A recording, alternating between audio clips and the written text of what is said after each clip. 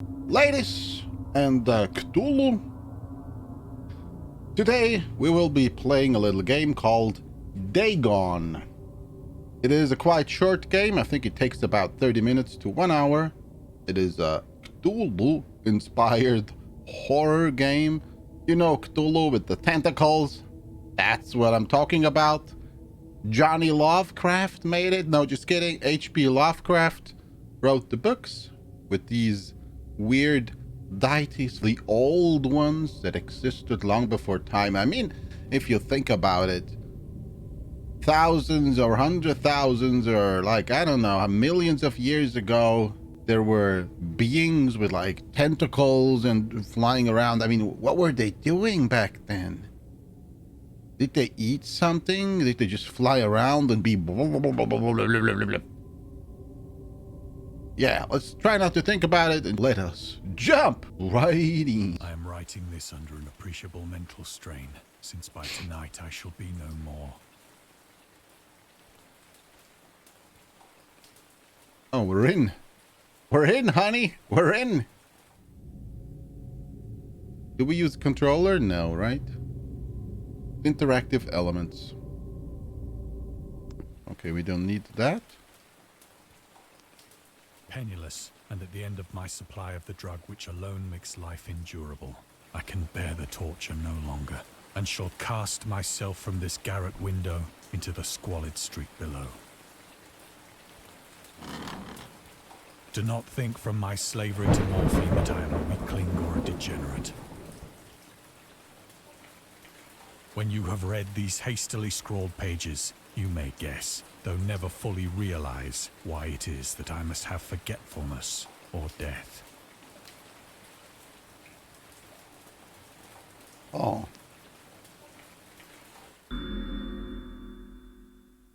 Morphine entered into use in the 19th century and was routinely administered to treat severe pain during the American Civil War and World War I. It's still being used today.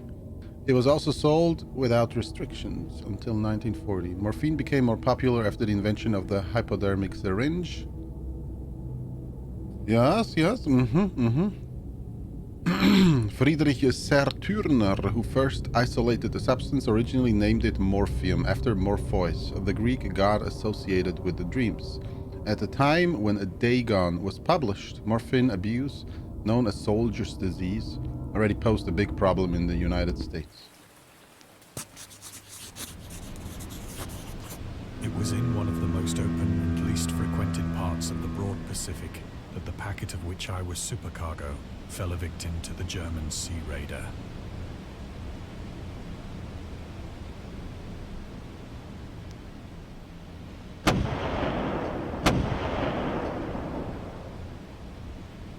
The Great War was then at its very beginning, and the ocean forces of the Hun had not completely sunk to their later degradation. So that our vessel was made a legitimate prize, whilst we of her crew were treated with all the fairness and consideration due us as naval prisoners. Oh, this is the game where you don't even walk, right? You just teleport. The Huns were Central Asian nomads who established a dominion in Europe and invaded the Roman Empire in the 5th century. They were known as brutal, deadly warriors and the masters of quick raids, who also developed powerful composite bows, lassos, and early siege weapon. Yeah, beware my lasso! I'm gonna grab you! Oh. Yeah, I didn't have pistols back then. During World War I, the British used the word Hun as a synonym for Germans in order to emphasize their brutality. However, the term originated when German Emperor Wilhelm II gave a speech to his troops before they embarked to China. Should you encounter the enemy, he will be defeated. No quarter will be given. Prisoners will not be taken. Whoever falls into your hands is forfeited. Just as 1,000 years ago, the Huns, under their king Attila, made a name for themselves, one that even today makes them seem mighty in history and legend. May the name German be affiliated by you in such a way in China that no Chinese will ever again there to look cross-eyed at the German. Oh. Refusal to take prisoners was a clear breach of the laws and custom. Okay.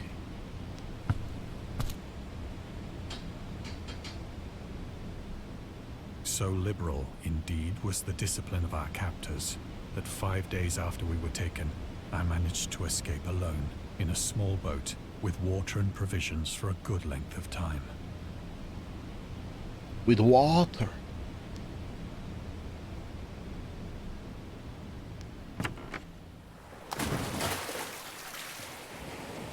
When I finally found myself adrift and free, I had but little idea of my surroundings.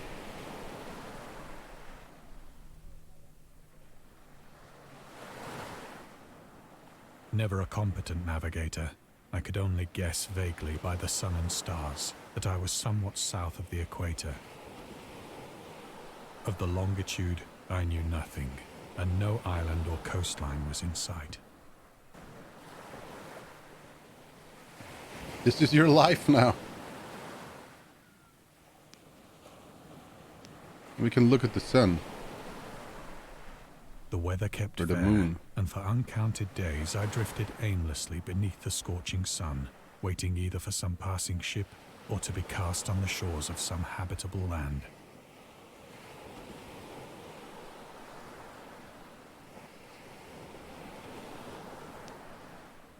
For days, and he has only a bottle of water? But neither ship nor land appeared, and I began to despair in my solitude upon the heaving vastness of unbroken blue. The change happened whilst I slept. Its details I shall never know, for my slumber, though troubled and dream-infested, was continuous.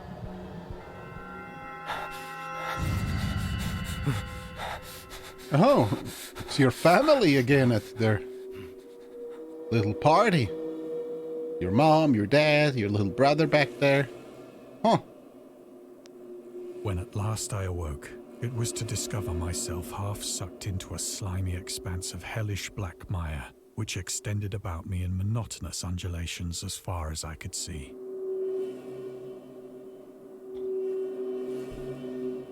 And in which my boat lay grounded some distance away.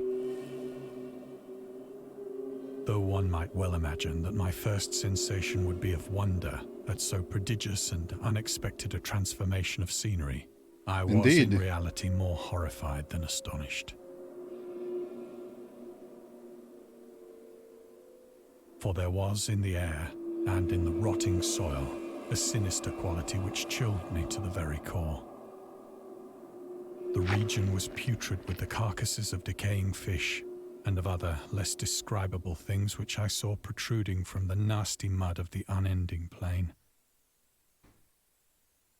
Perhaps I should not hope to convey in mere words the unutterable hideousness that can dwell in absolute silence and barren immensity. There was nothing within hearing and nothing in sight save a vast reach of black slime. Yet the very completeness of the stillness and the homogeneity of the landscape oppressed me with a nauseating fear. The sun was blazing down from a sky which seemed to me almost black in its cloudless cruelty, as though reflecting the inky marsh beneath my feet. The inky marsh.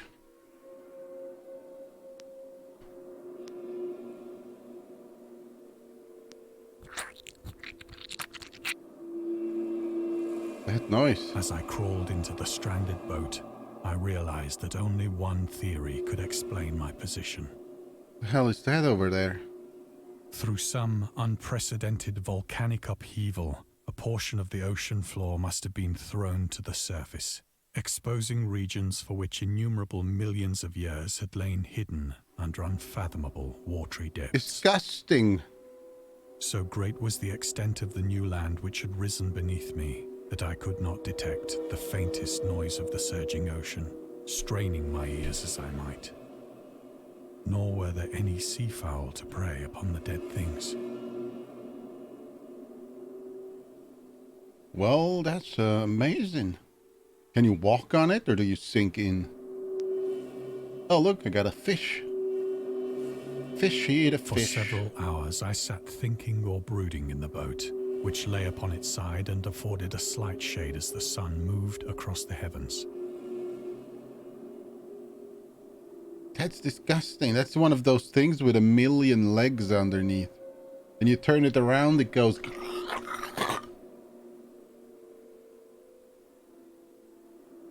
It goes like that. Yeah, As that's... the day progressed, the ground lost some of its stickiness and seemed likely to dry sufficiently for traveling purposes in a short time. That night I slept but little, and the next day I made for myself a pack containing food and water, preparatory to an overland journey in search of the vanished sea and possible rescue. Alrighty then. On the third morning, I found the soil dry enough to walk upon with ease. The odor of the fish was maddening, but I was too much concerned with braver things to mind so slight an evil, and set out boldly for an unknown goal. Excuse me, sir, but your smell is maddening. You didn't shower, did you? You pig. You have a maddening smell about you. All day I forged steadily westward, guided by a faraway hummock which rose higher than any other elevation on the rolling desert.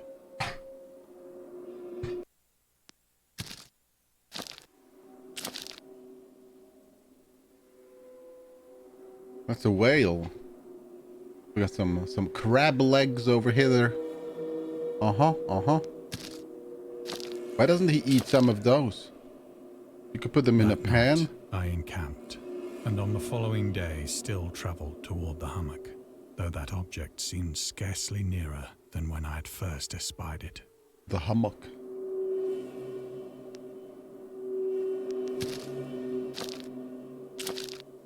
The banana hammock.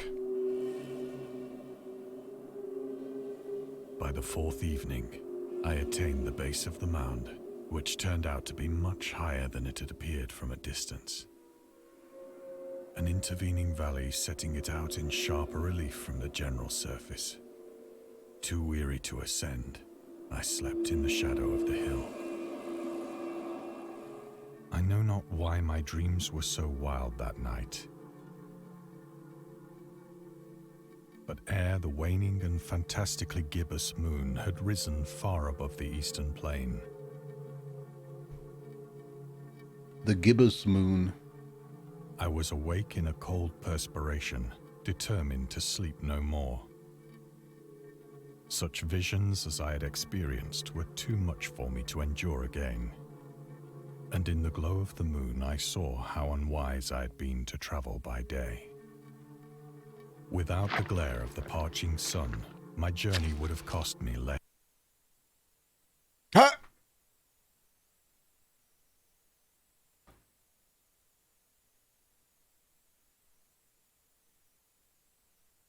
Energy.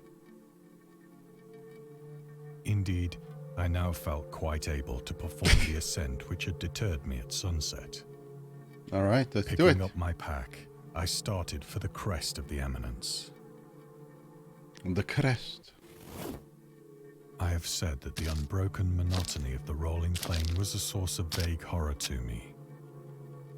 But I think my horror was greater when I gained the summit of the mound and looked down the other side into an immeasurable pit or canyon. Whose Show black us. recesses the moon had not yet soared high enough to illumine. I felt myself on the edge of the world, peering over the rim into a fathomless chaos of eternal night. Flat Earth. It's a flat. Through my terror ran curious reminiscences of Paradise Lost, and of Satan's hideous climb through the unfashioned realms of darkness. As the moon climbed higher in the sky, I began to see that the slopes of the valley were not quite so perpendicular as I had imagined.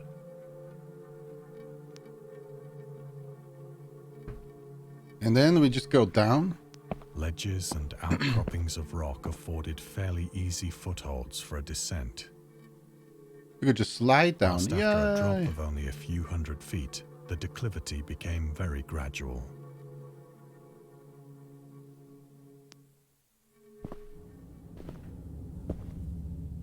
I'm sure you can slide on that Urged material. on by an impulse which I cannot definitely analyze, I scrambled with difficulty down the rocks and stood on the gentler slope beneath, gazing into the Stygian deeps, where no light had yet penetrated. All at once, my attention was captured by a vast and singular object on the opposite slope, which rose steeply about 100 yards ahead of me. An object that gleamed whitely in the newly bestowed rays of the ascending moon.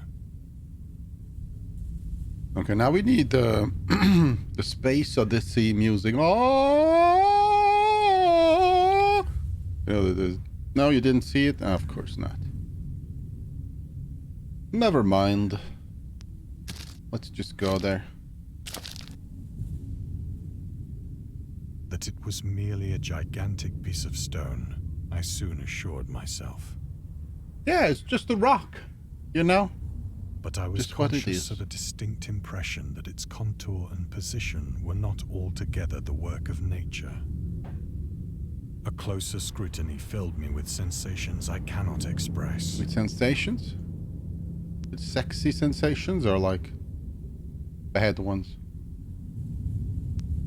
For despite its enormous magnitude, and its position in an abyss which had yawned at the bottom of the sea since the world was young, I perceived beyond a doubt that the strange object was a well-shaped monolith, whose massive bulk had known the workmanship and perhaps the worship of living and thinking creatures.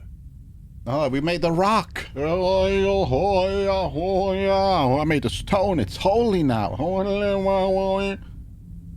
Dazed and frightened, yet not without a certain thrill of the scientist's or archaeologist's delight, I examined my surroundings more closely. I did.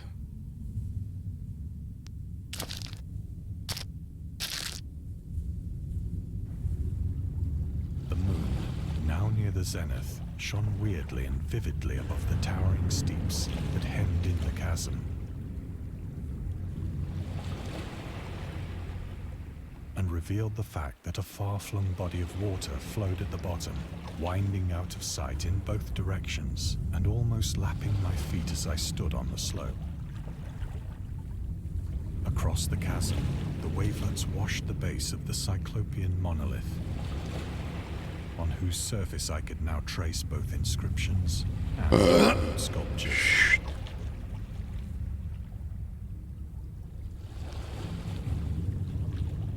The writing was in a system of hieroglyphics unknown to me and unlike anything I had ever seen in books, consisting for the most part of conventionalized aquatic symbols such as fishes, eels, octopi, crustaceans, mollusks, whales, and the like.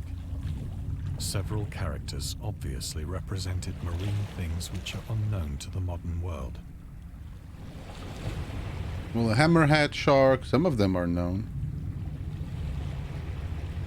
The tortoise, sea star. But whose decomposing forms I had observed on the ocean-risen plain. That one at the bottom? The center? That's not known. It was the pictorial carving, however, that did most to hold me spellbound. The pictorial carving. DAGON contains many themes and storytelling methods that Lovecraft developed in his later works, such as telling the story through carvings, journals and characters' notes, islands emerging from the ocean, or fictional beings and deities based on real events and mythologies. Also considered the origin of the popular CTHULHU mythos.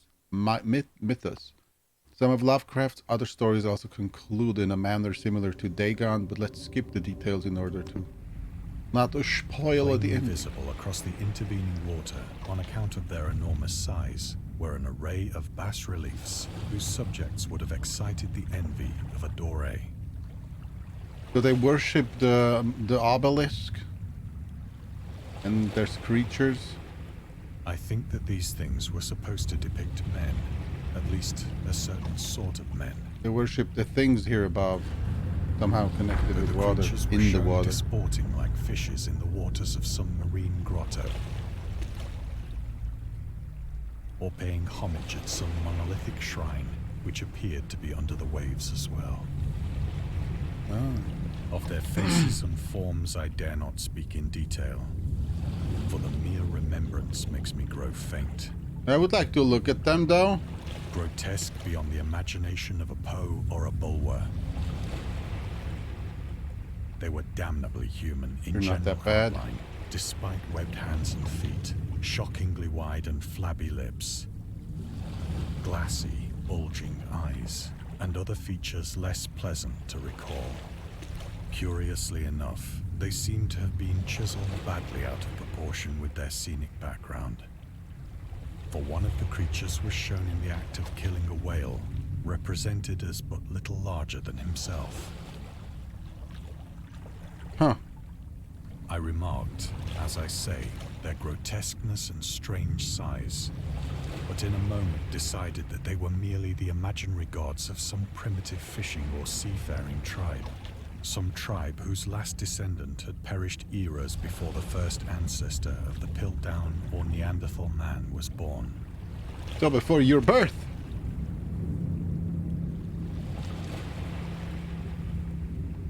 Awestruck at this unexpected glimpse into a past beyond the conception of the most daring anthropologist, I stood musing whilst the moon cast queer reflections on the silent channel before me. Then, suddenly, I saw it. With only a slight churning to mark its rise to the surface, the thing slid into view above the dark waters. Oh no. Loathsome, it darted like a stupendous monster of nightmares to the monolith, about which it flung its gigantic scaly arms, while it bowed its hideous head and gave vent to certain measured sounds.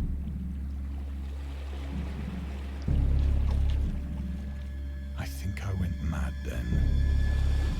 Wow, that doesn't take much to go mad for him, huh? Of my frantic ascent of the slope and cliff, and of my delirious journey back to the stranded boat, I remember little. Oh no, my coffee is almost empty. Now it's empty. I think I went mad then.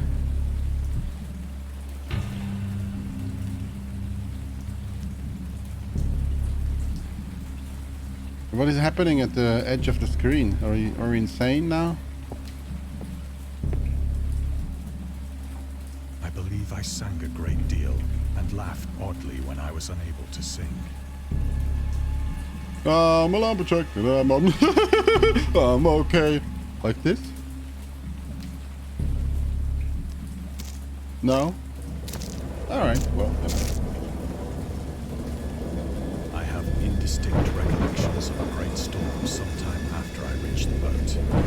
Why did we go back to the boat? It doesn't float. At any rate, I heard pearls of thunder and other tones which nature utters only in her wildest moods. Maybe it rains enough for the boat to float again?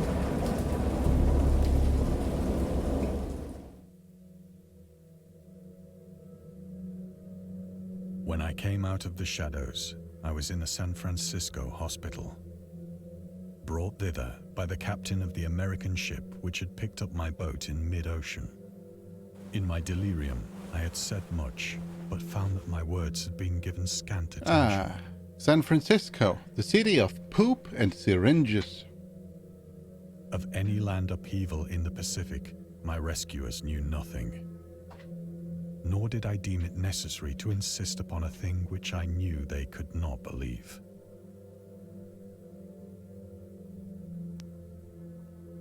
Oh, we got a little note. Lovecraft was a prominent figure in the world of amateur journalism. In 1915, he started publishing his own journal called The Conservative, which included political and social commentary. Poetry, short stories, and literary criticism were written by him and other authors.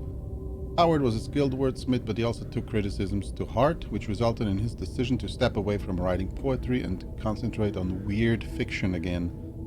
For the first time since his teenage years. Everyone was like, hey, dude, your horror stuff is so weird and awesome. Just leave the stupid poetry away and give us more tentacles. And he was like, tentacles it shall be. And now we got tentacles. No, matter of fact, I love Lovecraft. It's always an amazing setting for horror games. Unfortunately, this is just it's not even a walking simulator. I hope, but it's free. You know, this game is free, by the way. And you can play it on Steam yourself if you want. And I think these devs here should make an actual game with gameplay in it. I think it would sell really well amongst horror aficionados like me. In his excerpt from The Conservative, the master of horror fiction explains his attitude towards warfare and the idea of world peace. Why any sane human being can believe in the possibility of universal peace is more than the Conservative can fathom. Should the entire civilized world agree simultaneously to disarm, one or more nations would undoubtedly retain secret armaments, and at the proper time take advantage of their more altruistic and less astute contemporaries in a wild career of conquest against unarmed victims. True. No country is or ever can be above warfare, until the basic impulses of the human animal shall have miraculously changed. This is exactly what I've been saying. We need to evolve to get past this, and it's going to take a couple of thousands, if not 100,000 years. It's not just going to be, yeah, or put all the weapons away. Okay, now let's have peace. Let's have peace, right? Oh shit, he kept his weapon. Okay, you can do whatever you want to me. No, that's just no. All right, we're leaving. Once I sought out a celebrated ethnologist and amused him with peculiar questions regarding the ancient Philistine legend of Dagon, the fish god. The fish god. Oh, it's fishy. I love fishy. Here we go. Dagon was the main deity of the Philistines, worshipped through the Middle East as the ancient god of fertility and crops. In Hebrew, the word Dagon was a common noun for grain. The rulers of Akkad, Mesopotamia, chose him as the patron saint of their war conquests. He also appeared as the judge of the dead in an Assyrian poem and an underworld prison warder in one of the Babylonian texts. He's often mistakenly taken for a fish god due to the wrong interpretation of his name, as in Hebrew the word dag means fish. Fish sticks. The god of fish sticks. In H.P. Lovecraft's works, the Dagon is an underwater deity ruling over the deep ones, a humanoid race with fish traits that resides in the ocean. He is worshipped by a secret cult called the Esoteric Order of Dagon.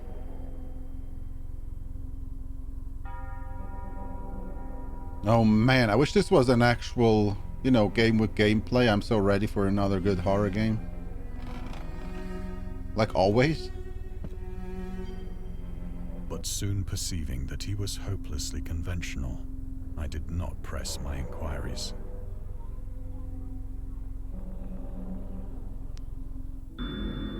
Auguste Derleth and the Cthulhu Mythos. Auguste Derleth was an American writer and anthologist. He also befriended Lovecraft and published many of his works through his company Arkham House. Arkham Asylum.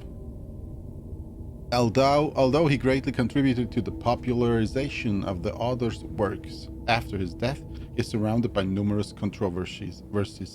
One of his most questionable decisions involved introducing good versus evil doctrine to the Cthulhu Mythos, which contrasted with Lovecraft's view of the world and his approach to cosmic horror. As a result, the author's works are often misunderstood and misrepresented in today's culture. It is also worth noting that Lovecraft was never really interested in creating a mythology, and the term Cthulhu Mythos was coined by Derleth after the author left the mortal plane. I mean, I played several Cthulhu or like Lovecraftian inspired horror games, and I don't think even in one of them there was a good versus evil thing, so they have been pretty accurate for that matter.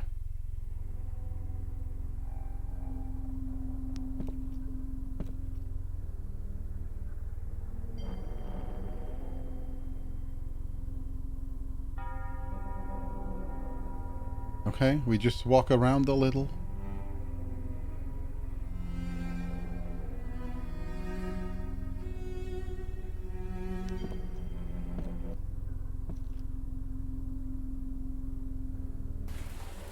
It is at night, especially when the moon is gibbous and waning, that I see the thing. Oh, come on. It wasn't that horrendous. It was like a humanoid that he saw from behind. I mean, I tried morphine, there's a lot worse. but the drug Believe has me. given only transient surcease and has drawn me into its clutches as a hopeless slave. So now I am to end it all, having written a full account for the information or the contemptuous amusement of my fellow men. Lovecraft hated tobacco, even though he used to smoke when he was 12. When he was 12. In order to look and feel like an adult. In his correspondence with his friend Reinhard Kleiner, he claims that he quit as soon as he started wearing long pants. He also had a very strong opinion about alcohol, as evidenced by his letter to Zealia Brown. As for the matter of drinking, I have never tasted intoxicating liquor and never intend to, having a strong aesthetic disgust at anything which blunts or courses the delicate natural equipoise of the evolved human intellect and imagination. Drinking excited my personal repugnance, hence I don't drink. Let the herd do what they will. I am rather in favor of prohibition, the prohibition of anyone, antisocial force as well as of any other. Source, the spirit of... Okay, we don't need the source. Well, you know, in that case, let's just inject us with some morphine, because that's a lot better. Often, I ask myself if it could not all have been a pure phantasm. A mere freak of fever, as I lay sun-stricken and raving in the open boat after my escape from the German man-of-war. This I ask myself, but ever does there come before me a hideously vivid vision in reply. I cannot think of the deep sea without shuddering at the nameless things that may at this very moment be crawling and floundering on its slimy bed, worshipping their ancient stone idols and carving their own detestable likenesses on submarine obelisks of water-soaked granite. I dream of a day when they may rise above the billows to drag down into their reeking talons the remnants of puny, war-exhausted mankind. Of a day when the land shall sink and the dark ocean shall ascend amidst universal pandemonium. America. Here comes the army of Cthulhu's. Little baby Cthulhu's. Or Dagons. The end is near. I hear a noise at the door, as of some immense slippery body lumbering against it.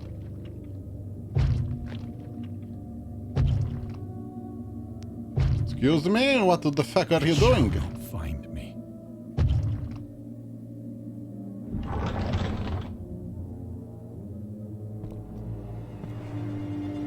God, that hand! Why are they looking for him? The window! The window! I can't turn my head. Take me! Oh, just kidding.